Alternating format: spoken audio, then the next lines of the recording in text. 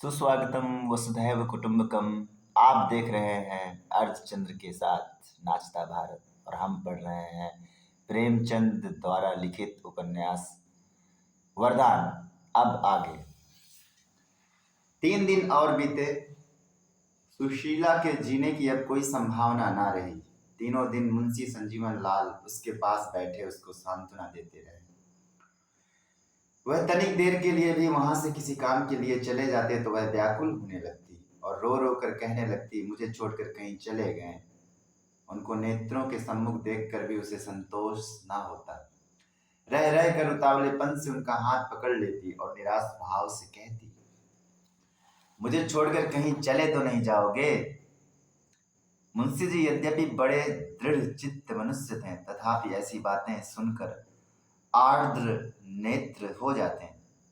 थोड़ी थोड़ी देर में सुशीला को मूर्छा सी आ जाती, फिर चौंकती तो इधर उधर भौचक सी देखने लगती।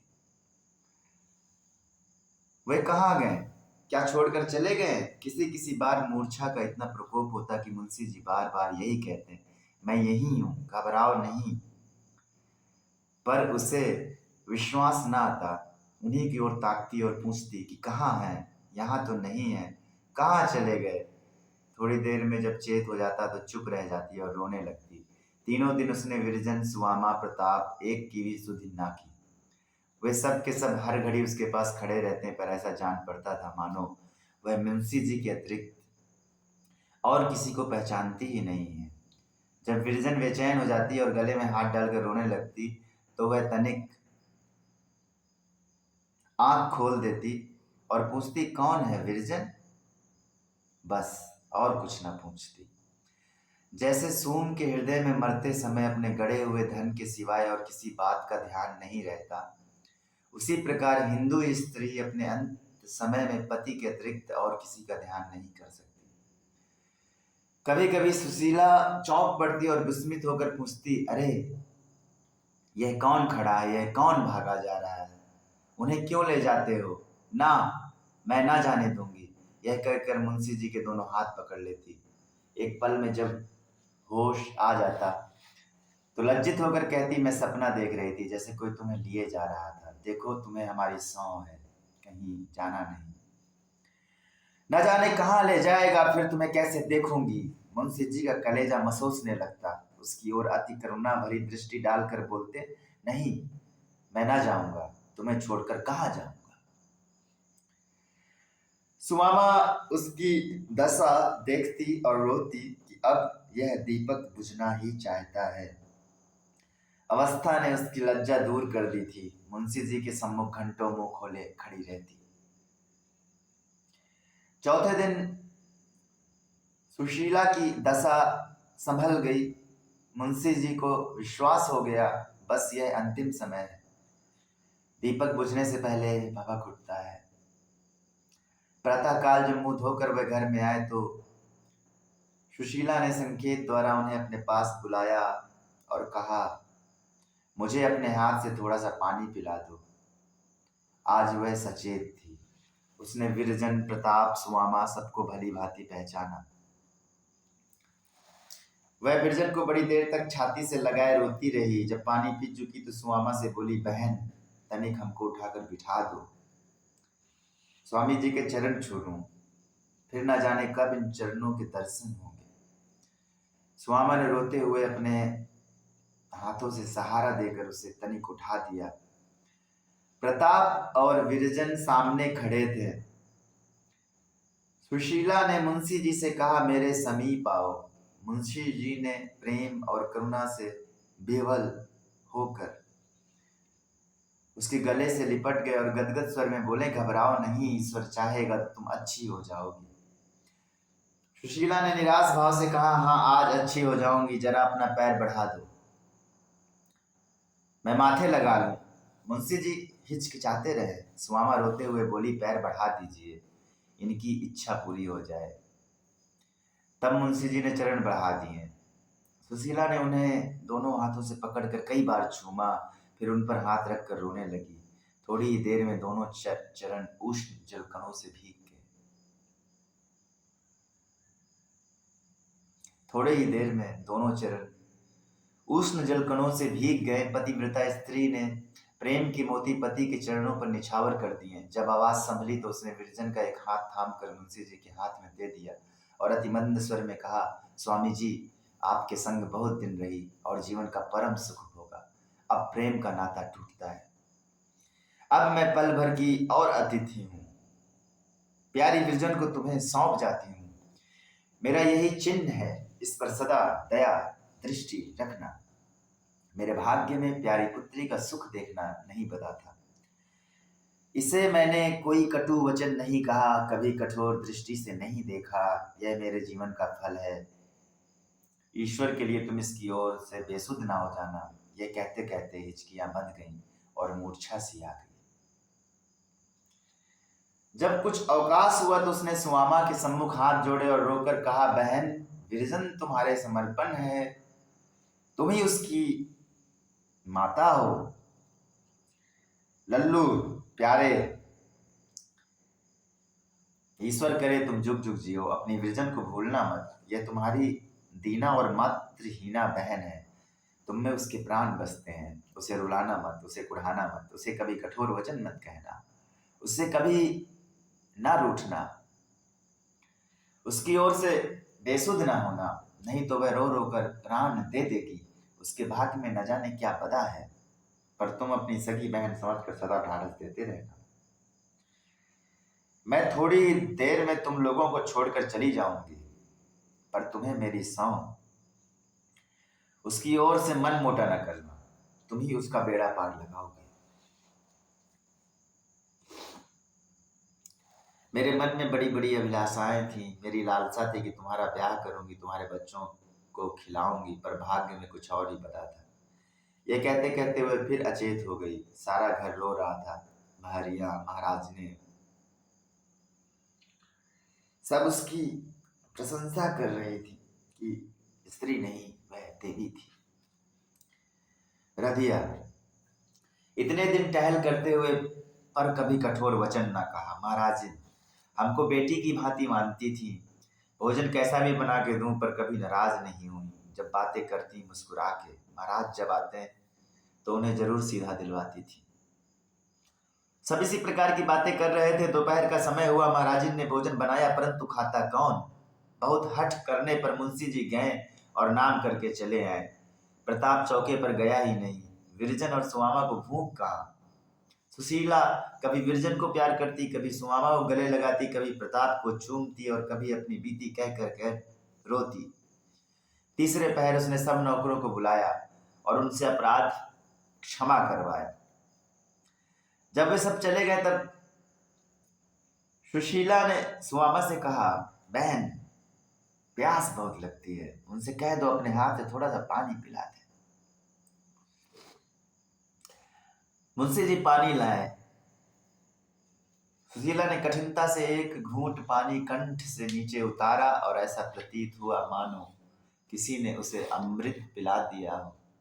उसका मुख उज्जवल हो गया, आंखों में जल भर आया। पति के गले में हाथ डालकर बोली, मैं ऐसी भाग्यशालिनी हूं कि तुम्हारी गोद में मरती हूं। यह कहकर वह चुप हो गई, मानो कोई बात कहना ही चाहती है पर संकोच से नहीं कही। थोड़ी देर पश्चात उसने फिर मुंशी जी का हाथ पकड़ लिया और कहा, यदि तुमसे कुछ मांगू तो दोगी। मुंशी जी ने विस्मित होकर कहा, तुम्हारे लिए मांगने की आवश्यकता नहीं है, निसंकोच कहो। सुशीला, तुम मेरी बात कभी ना टालते थे। मुंशी जी, मरते दम तक कभी ना टालूंगा। डर लगता है कहीं ना मानो तो। मुंशी जी, तुम्हारी बात और मैं ना मानूं। मैं तुमको ना छोड़ूंगी। एक बात बतला दो, सिल्ली मर जाएगी, सुशीला मर जाएगी तो उसे भूल जाओगे? ऐसी बातें ना कहो, देखो विरजन रोती है। बतलाओ, मुझे भूलोगे तो नहीं? मुंशी जी, कभी नहीं। सुशीला ने अपने सुर्ख कपोल मुंशी जी के अधरों पर रख दिए और दोनों बाहें उनके गले में डाल दी। फिर विरजन को निकट बुलाकर धीरे धीरे समझाने लगी, देखो बेटी, लाला जी का कहना हर घड़ी मानना, इनकी सेवा मन लगाकर करना। ग्रह का सारा भार अब तुम्हारे माथे है, अब तुम्हें कौन संभालेगा। यह कहकर उसने स्वामी की ओर करुणापूर्ण नेत्रों से देखा और कहा, मैं अपने मन की बात नहीं कहने पाई, जी डूबा जाता है। मुंशी जी, तुम व्यर्थ असमंजस में पड़ी हो। सुशीला, तुम मेरे हो कि नहीं? मुंशी जी, तुम्हारा और आमरण तुम्हारा। सुशीला, ऐसा ना हो कि तुम मुझे भूल जाओ और जो वस्तु मेरी थी वह अन्य के हाथ में चली जाए। सुशीला ने विरजन को फिर बुलाया और उसे छाती से लगाना ही चाहती थी कि मूर्छित हो गई। विरजन और प्रताप रोने लगे। मुंशी जी ने कांपते हुए सुशीला के हृदय पर हाथ रखा। सांस धीरे धीरे चल रही थी। महाराज उनको बुलाकर कहा, अब इन्हें भूमि पर लिटा दो। यह कहकर रोने लगे। महाराज और सुमामा ने मिलकर सुशीला को पृथ्वी पर लिटा दिया। तपेदिक ने हड्डियां तक सुखा डाली थी। अंधेरा हो चला था। सारे गृह में शोक में और भयावह सन्नाटा छाया हुआ था। रोने वाले रोते थे पर कंठ बांध बांध कर। बातें होती थी पर दबे स्वरों में। सुशीला भूमि पर पड़ी हुई थी। वह सुकुमार अंग जो कभी माता के अंक में पला, कभी प्रेमांक में प्रौढ़ा, कभी फूलों की सेज पर सोया, इस समय भूमि पर पड़ा हुआ था। अभी तक नाड़ी मंद मंद गति से चल रही थी। मुंशी जी शोक और निराशा नत में मग्न उसके सिर की ओर बैठे हुए थे। अकस्मात उसने सिर उठाया और दोनों हाथों से मुंशी जी का चरण पकड़ लिया। प्राण उड़ गए। दोनों कर उनके चरण का मंडल बांधे ही रहे। यह उसके जीवन की अंतिम क्रिया थी। रोने वाले रो, क्योंकि तुम रोने की अतिरिक्त कर ही क्या सकते हो। तुम्हें इस समय कोई कितनी ही सांत्वना दे, पर तुम्हारे नेत्र अश्रु प्रवाह को रोक ना सकेंगे।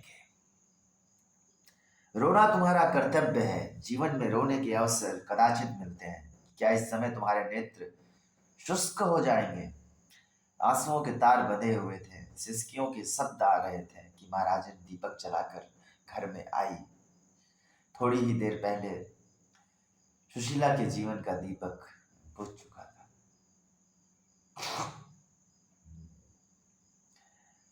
राधाचरण रुड़की कॉलेज से निकलते ही मुरादाबाद के इंजीनियर नियुक्त हुए और चंद्रा उनके संग मुरादाबाद को चली। प्रेमवती ने बहुत रोकना चाहा, पर जाने वाले को कौन रोक सकता है। सेवती कब की ससुराल जा चुकी थी। यहाँ घर में अकेली प्रेमवती रह गई। उसके सिर घर का कामकाज पड़ा। निदान यह राय हुई कि विरजन की कौने का संदेशा भेजा जाए। डिप्टी साहब सहमत न थे, परंतु घर के कामों में प्रेमवती ही की बात चलती थी। संजीवन लाल ने संदेशा स्वीकार कर लिया। कुछ दिनों से वे तीर्थ यात्रा का विचार कर रहे थे। उन्होंने क्रम क्रम से सांसारिक संबंध त्याग कर दिए थे। दिन भर घर में आसन मारे भगवत गीता और योग वाशिष्ठ आदि ज्ञान संबंधी पुस्तकों का अध्ययन किया करते थे। संध्या होते ही गंगा स्नान को चले जाते। वहां से रात्रि गए लौटते और थोड़ा सा भोजन करके सो जाते। प्रायः प्रताप चंद्र भी उनके संग गंगा स्नान को जाता। यद्यपि उसकी आयु 16 वर्ष की भी न थी, पर कुछ तो निज स्वभाव, कुछ पैतृक संस्कार, कुछ संगति के प्रभाव से उसे अभी से वैज्ञानिक विषयों पर मनन और विचार करने में बड़ा आनंद प्राप्त होता था। ज्ञान तथा ईश्वर संबंधी बातें सुनते सुनते उसकी प्रवृत्ति भी भक्ति की ओर हो चली थी। और किसी किसी समय मुंशी जी से ऐसे सूक्ष्म विषयों पर विवाद करता कि वे विस्मित हो जाते हैं। ब्रजरानी पर सुमामा की शिक्षा का उससे भी गहरा प्रभाव पड़ा था, जितना कि प्रताप चंद्र पर मुंशी जी की संगति और शिक्षा का। उसका 15वां वर्ष था। इस आयु में नई उमंगें तरंगित होती हैं और चितवन में सरलता व चंचलता की तरह मनोहर रसीलापन बरसने लगता है। परंतु ब्रजरानी अभी वही भोली भाली बालिका थी। उसके मुख पर हृदय के पवित्र भाव झलकते थे और वार्तालाप में मनोहारिणी मधुरता उत्पन्न हो गई थी। प्रातः काल उठती और सबसे प्रथम मुंशी जी का कमरा साफ करके उनकी पूजा पाठ की सामग्री यथोचित रीति से रख देती। फिर रसोई के धंधे में लग जाती। दोपहर का समय उसके लिखने पढ़ने का था। सुमामा पर उसका जितना प्रेम और जितनी श्रद्धा थी, उतनी अपनी माता पर भी ना रही होगी। उसकी इच्छा विरजन के लिए आज्ञा से कम ना थी। सुआमा की तो सम्मति थी कि अभी विदाई न की जाए, पर मुंशी जी के हट से विदाई की तैयारियां होने लगीं। ज्यों-ज्यों वह विपत्ति की घड़ी निकट आती, विरजन की व्याकुलता बढ़ती जाती। रात दिन रोया करती, कभी पिता के चरणों पड़ती और कभी सुआमा के पदों से लिपट जाती। पर विवाहित कन्या पराये घर की हो जाती है, उस पर किसी का क्या अधिकार। प्रताप चंद्र और विरजन कितने ही दिनों तक भाई बहन की भांति एक साथ रहे, पर अब विरजन की आंखें उसे देखते ही नीचे को झुक जाती थीं। प्रताप की भी यही दशा थी। घर में बहुत कम आता था, आवश्यकतावश आया तो इस प्रकार दृष्टि नीचे किए हुए और सिमटे हुए मानो दुल्हीन है। उसकी दृष्टि में वह प्रेम रहस्य छिपा हुआ था जिसे वह किसी मनुष्य, यहाँ तक कि विरजन पर भी प्रकट नहीं करना चाहता था। एक दिन संध्या का समय था, विदाई को केवल 3 दिन रह गए थे। प्रताप किसी काम से भीतर गया और अपने घर में लैंप जलाने लगा कि विरजन आई। उसका आंचल आंसुओं से भीगा हुआ था। उसने आज 2 वर्ष के अनंतर प्रताप की ओर सजल नेत्रों से देखा और कहा, लल्लू मुझसे कैसे सहा जाएगा। प्रताप के नेत्रों में आंसू न आए, उसका स्वर भारी न हुआ। उसने सुदृढ़ भाव से कहा, ईश्वर तुम्हें धैर्य धारण करने की शक्ति देंगे। विरजन का सिर झुक गया, आंखें पृथ्वी में गड़ गईं और एक सिसकी ने हृदय वेदना की वह अगाध कथा वर्णन की जिसका होना वाणी द्वारा असंभव था। विदाई का दिन लड़कियों के लिए कितना शोकमय होता है। बचपन की सब सखियों, सहेलियों, माता पिता, भाई बंधु से नाता टूट जाता है। यह विचार कि मैं फिर भी इस घर में आ सकूंगी उसे तनिक भी संतोष नहीं देता, क्योंकि वह अब आएगी तो अतिथि भाव से आएगी। उन लोगों से विलग होना जिनके साथ जीवन उद्यान में खेलना और स्वतंत्र वाटिका में भ्रमण करना उपलब्ध हुआ हो, उसके हृदय को विदीर्ण कर देता है। आज से उसके सिर पर ऐसा भार पड़ता है जो आमरण उठाना पड़ेगा। विरजन का श्रृंगार किया जा रहा था। नाइन उसके हाथों और पैरों में मेहंदी रचा रही थी, कोई उसके बाल मूथ रही थी, कोई जूड़े में सुगंध बसा रही थी। पर जिसके लिए ये तैयारियां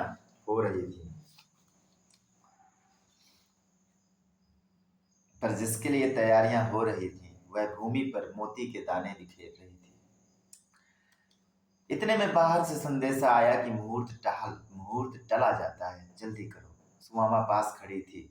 विरजन उसके गले लिपट गई और अश्रु प्रवाह का आतंक जो अब तक दबी हुई अग्नि की नाई सुलग रहा था, अकस्मात ऐसा भड़क उठा मानो किसी ने आग में तेल डाल दिया। थोड़ी देर में पालकी द्वार पर आई। विरजन पड़ोस की स्त्रियों से गले मिली, सुआमा के चरण छुए। तब 2-3 स्त्रियों ने उसे पालकी के भीतर बिठा दिया। उधर पालकी उठी, इधर सुआमा मूर्छित हो भूमि पर गिर पड़ी, मानो उसके जाते ही कोई उसका प्राण निकाल कर लिए जाता था। घर सूना हो गया। सैकड़ों स्त्रियों का जमघट था, परंतु एक विरजन के बिना घर फाड़े खाता था। Please share and subscribe.